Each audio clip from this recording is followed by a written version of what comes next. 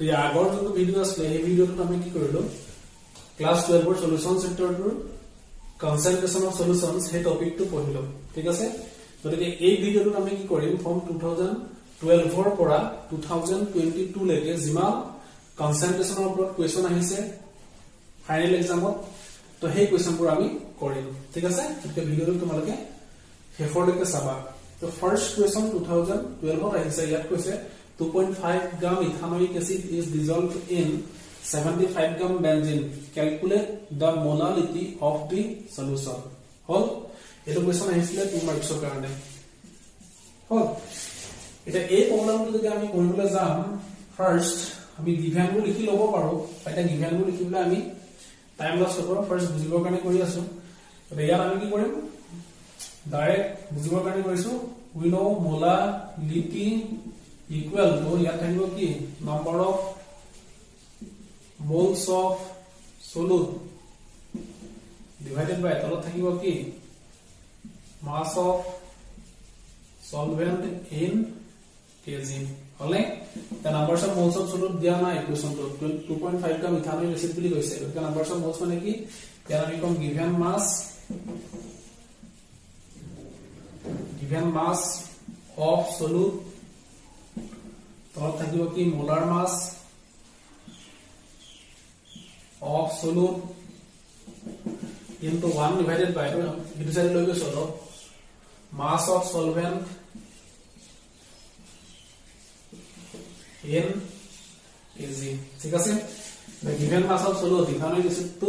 dissolve হৈছে গৈ বেনজিনৰ গতিকে ethanoic acid to হৈছে কি তোমাৰ solute গতিকে দিয়া আছে 2.5 gram ঠিক আছে তো next তোমাৰ molar mass of solute দিয়া আছে ethanoic acid গতিকে ethanoic acid ৰ যদি তোমালোকে molar mass উলিয়াবলৈ যোৱা পাবাগে প্লাস কৰি কাৰ্বনৰ 12 প্লাস হাইড্ৰোজেনৰ কিমান আহিব 3 প্লাস 1 4 প্লাস আউটা কাৰ্বন 12 প্লাস অক্সিজেন কিমান আছে 16 into 2 তেৰু যদি তোমালোকে মাল্টিপ্লাই কৰা আতে মাল্টিপ্লাই প্লাস কৰি লাষ্টত পাবাগে তোমালোকে 16 হলে the molar mass বুলি কৈছো মানে কি 60 gram per mole হলে তো ইয়াৰ আহিব কি 60 gram per mole এর পয়েন্ট আছে into 1 divided by mass of solvent in kg তো solventor mass কিমান দিয়া আছে 75 gram kg লিখিম গতিকে 10 to the minus 3 kg all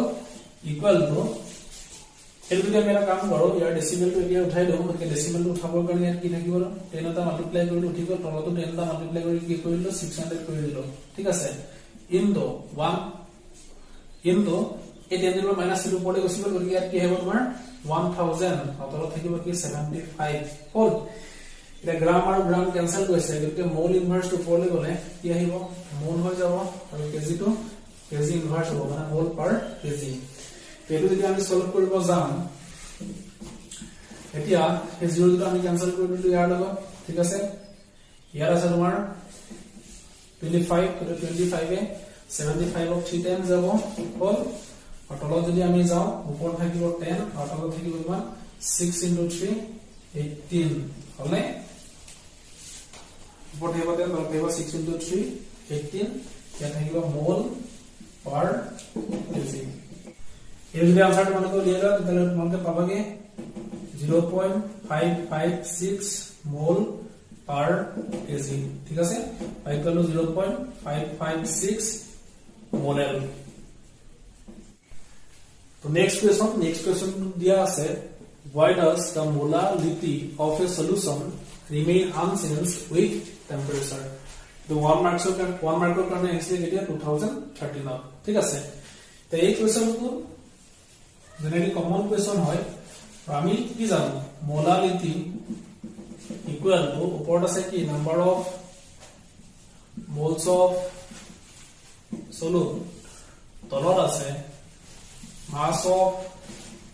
solvent in KG ঠিক আছে এটা হচ্ছে মোলালিটি যোনটো ফর্মুলা এটা নাম্বারস অফ মোলস অফ সলুট মানে কি গিভেন মাস ডিভাইডেড বাই মোলার মাস মানে নাম্বারস অফ মোলস অফ কি আছে মাসই আছে গিভেন মাস ডিভাইডেড বাই মোলার মাস আর তলত আছে কি মাস অফ সলভেন্ট ইন কেজি ইয়াতো মাস আছে আর মাস আছে amount of substance amount of substance সদায় কি থাকে তোমার ফিক্স থাকে কি কেতিয়াও চেঞ্জ নহয় আৰু পাৰ্টিকুলাৰলি ইয়াত কি হ'ব তোমাৰ টেম্পাৰেচাৰৰ লগত চেঞ্জ নহয় গতিকে মাস ফিক্স থকাৰ কাৰণে মোলাৰিটিৰ যোনটো টাৰ্ম আহিব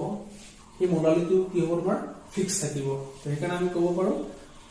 molality is numbers of moles of solute present in per kg of solvent and since the mass of solvent remain fixed therefore the molality remain unchanged with temperature ঠিক আছে তো ইয়াৰ পিছৰ কোৱেশ্চনটো 2014 ত আহিছিলে আৰু কৈছে calculate the molarity of a solution containing 1 gram of sodium hydroxide in 250 ml solution equation is like 2 marks karone gotike molarity uliabo dise agor nundu video asile he video tu ami ohi hoisu gotike link to description dia ase saba gotike ami janu molarity baya likhilu ami we know molarity equal to upor thakibo ki number of moles of solute divided by tolot volume of solution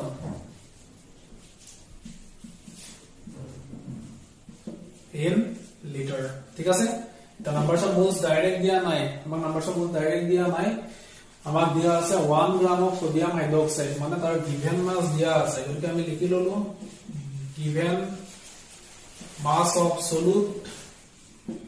divided by ইয়াত আহিব কি molar mass of solute into 1 divided by volume of solution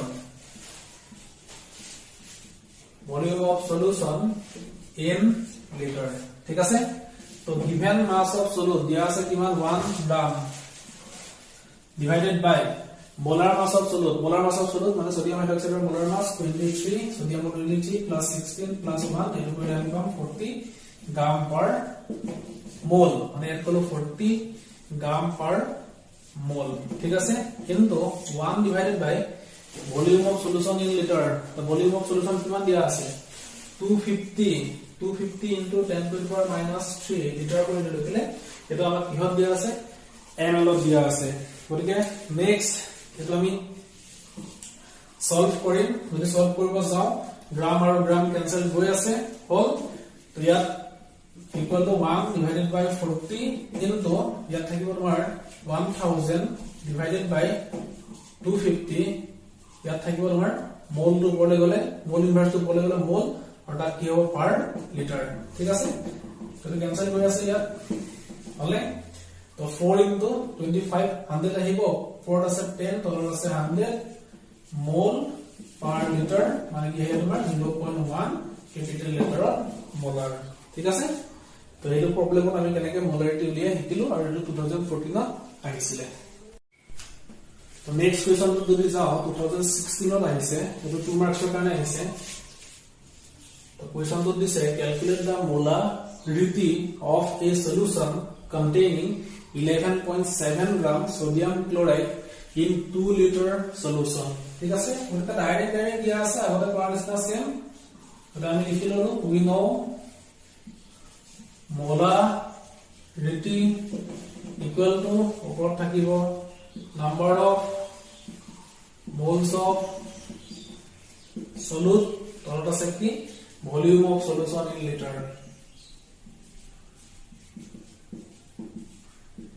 in liter the বাৰে লিখি নাথাকো numbers of moles of solute মানে কি given mass divided by কি molar mass the given mass দিয়া আছে কিমান 11.7 gram divided by molar mass কিমান 58.5 gram per mole আৰু আগতে ml ত আছিল কাৰণে আমি কি কৰিছিলো 10 to the power minus 3 multiply কৰি লৈছিলো বাট ইয়াত ডাইৰেক্ট লিটাৰ দিয়া আছে গতিকে আমি কম 2 লিটাৰ ঠিক আছে তো এটো যদি আমি কৰো ই ইয়াক 5 টাইমস যাব মানে 1 divided by 5 হলে গ্রাম আৰু গ্ৰাম ক্যান্সেল কৰিছে মোল ইনভাৰ্স বলে গল মোল into 1 divided by কি 2 লিটাৰ হল এটো যদি আমি কৰো 2 into 5 10 the 1 divided by 10 মানে কি হলো 0.1 mole per liter equal to 0.1 molar ঠিক আছে একদম ইজি প্রবলেম 2016 ত আহিছে আমি গম পাই আছো কেনেকুৱা টাইপৰ কোৱেশ্চন আহিছে ফ্ৰম 2012 ৰ পৰা 2016 লৈ তো পিছৰ কোৱেশ্চনটো আহিছে 2017 ত আৰু কোৱেশ্চনটো দিয়া আছে which of the following concentration of solution depends on temperature 1 মাৰ্কৰ কাৰণে আহিছিলে মই বুজি পাবৰ কাৰণে আগতে লিখি লৈছো ঠিক আছে খালি অপচন কিটা দিয়া আছে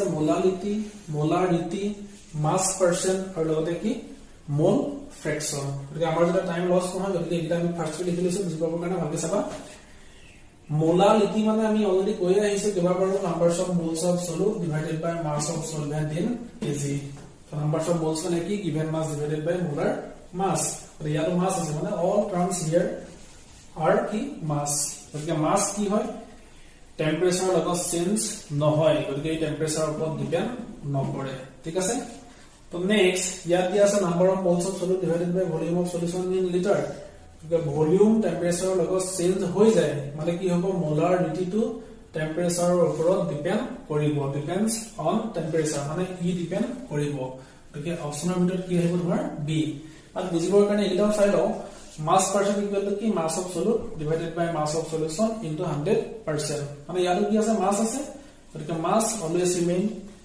fixed so therefore e কি হ'ব টেম্পাৰেচাৰ ওপৰত ডিপেন্ড নকৰে সদায় ফিক্স থাকিব তো নেক্সট ইয়াতো আছে numbers of moles of component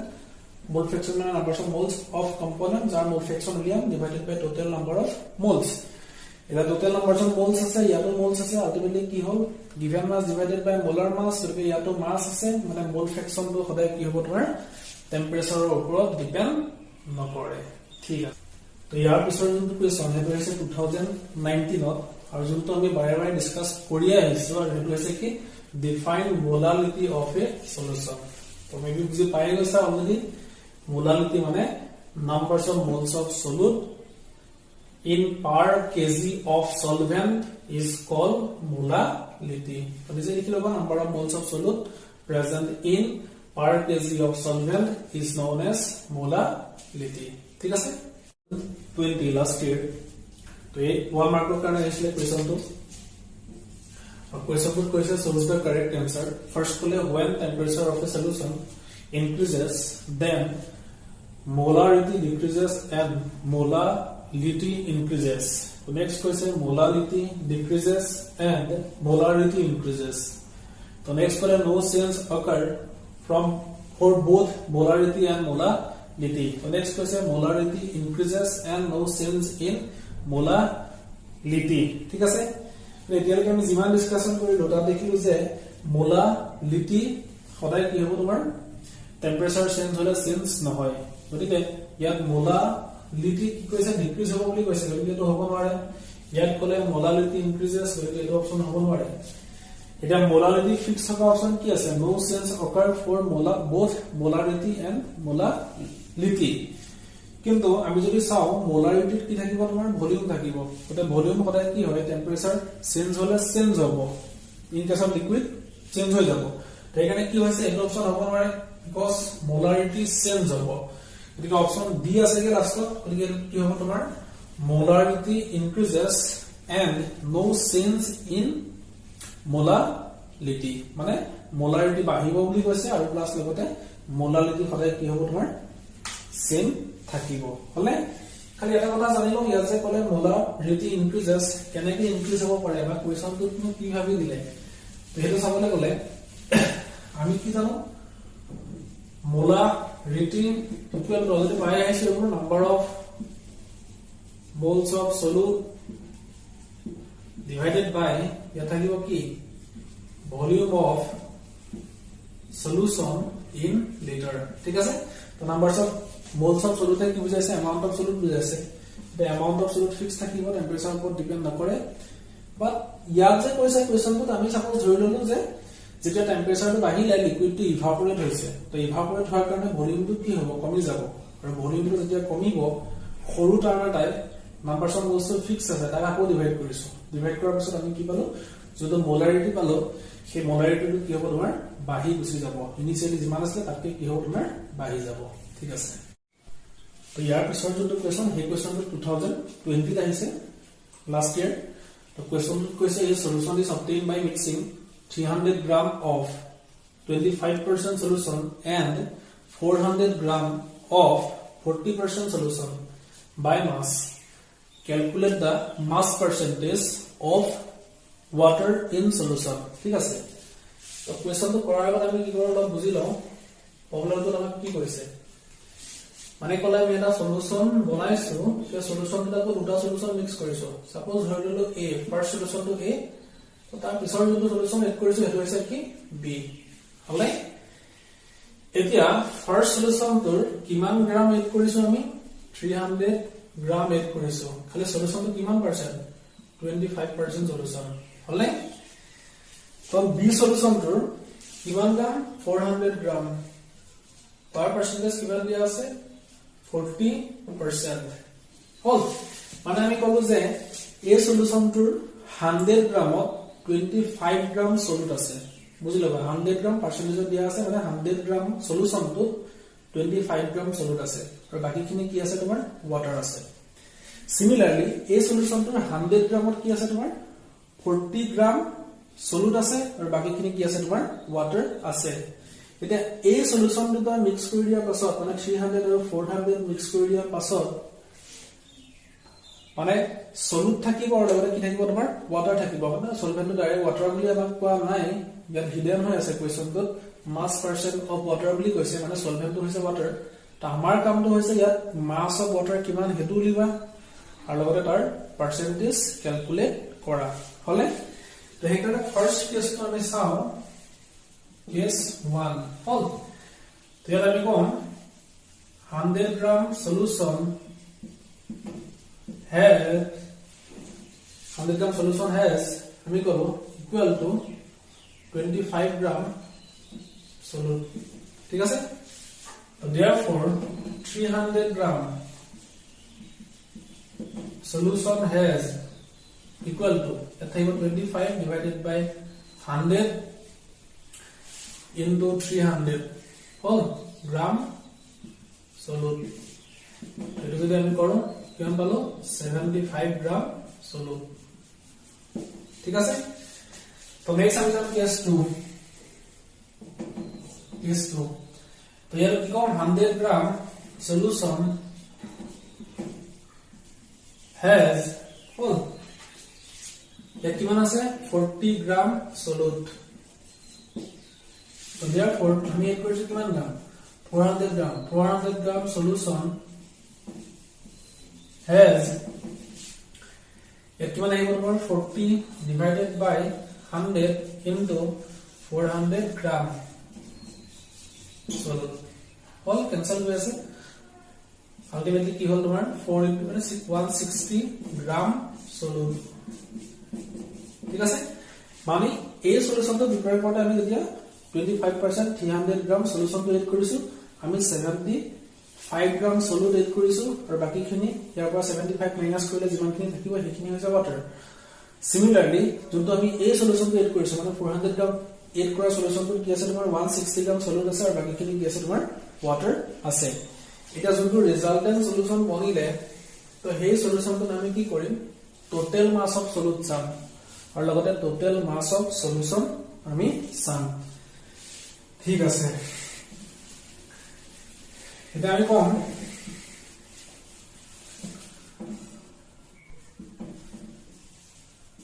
total mass of the solute equal to আমি কি পালো ইয়াৰ আমি পাইছিলো কিমান 75 প্লাস 31 পাইছিলো 160 ঠিক আছে গ্রাম 160 গ্রাম ঠিক আছে 300 গ্রাম আছে এটো 25% আছে ইকুয়াল টু এটো কৰিলে আমি পাম যদি প্লাস কৰো 235 গ্ৰাম হলে নাও আমি কি কৰিম এতিয়া মাস টোটাল মাস অফ আমি সলিউশন উলিয়াম নাও total mass of solution equal to কিমান ইয়াৰ 300 গ্ৰাম ইয়াৰ কিমান 400 গ্রাম মানে 300 প্লাস 400 গ্রাম ইকুয়াল টু কিমান পালো 700 গ্রাম হলে এতিয়া আমি টোটাল মাস অফ সলিউট আৰু প্লাস লগতে টোটাল মাস অফ সলিউশন আমি পালো আমাক কিন্তু মাস পার্সেন্টেজ অফ ওয়াটার উলিয়াব দিছে সেইকাৰণে আমি কি কৰিম এই যে 700 গ্ৰাম সলিউশনটো আছে সেই সলিউশনটো 235 গ্ৰাম সলিউট থকাৰ পাছত কিমান গ্ৰাম ওয়াটাৰ আছে হেতু লিয়াব লাগিব আৰু সেই ওয়াটাৰটো আমি কি কৰিব লাগিব মাস পাৰ্চেন্ট লিয়াব লাগিব সেইকাৰণে আমি কম therefore mass of water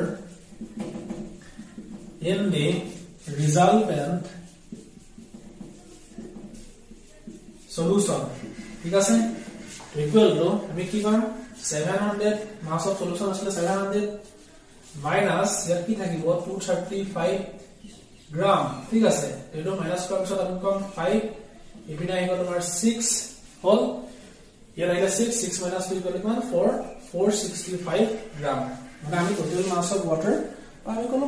mass of water in the resultant solution এই সলিউশনটো water থাকিব ইমান মানে 465 গ্রাম আৰু প্লাস লগতে যোনটো সলিউট আছে সেই সলিউট আছে কিমান 235 গ্রাম এটা আমাক উলিয়াব দিছে মাস পার্সেন্ট অফ ওয়াটার এখানে আমি কি কৰিম মাস পার্সেন্ট অফ ওয়াটার উলিয়াব গৈ আছো তো therefore আমি কম মাস পার্সেন্টেজ অফ ওয়াটার আগতে কোৱাই আছে আগৰ ভিডিও হেতু কোৱাই আছে যে মাস পাৰ্সেন্ট ইকুয়াল টু যাৰ মাস পাৰ্সেন্ট উলিয়াম তাৰ মাস ডিভাইডেড বাই কি মাস অফ দি সলিউশন এটা আমি কি কৰিম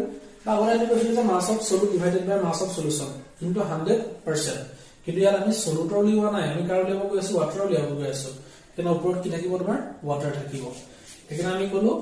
মাস of water the water mass কিমান 465 গ্রাম ঠিক আছে তলত মাস অফ সলিউশনৰ মাস আমি কিমান পাইছিলো দুটা প্লাস কৰাৰ পিছত পাইছিলো 700 গ্ৰাম হলে ইনটু 100% হল